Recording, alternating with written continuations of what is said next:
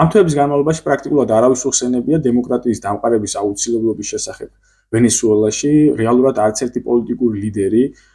ამერიკულ პოლიტიკურ ესტაბლიშმენტში არ გამოსულა და მსგავსი მიზეზი არ დაუსახელებია შეერთებული შტატების პოტენციური ინტერვენციისთვის ვენესუელაში. პირიქით, როგორც ვახსენე, მთავარ მიზეზად სახელდებოდა ნარკოტრაფიკინგის აკრძალვა,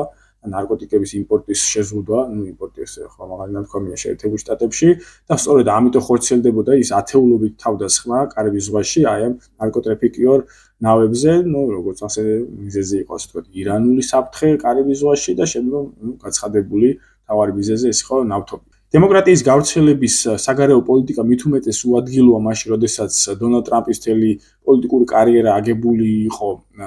პრეზიდენტ ბუშების კრიტიკაზე და მათ სამხედრო ინტერვენციაზე ერაყში დემოკრატიის გავრცელების მიზეზით და ზოგადად თავად დონალდ ტრამპი არის შეერთებულ შტატებში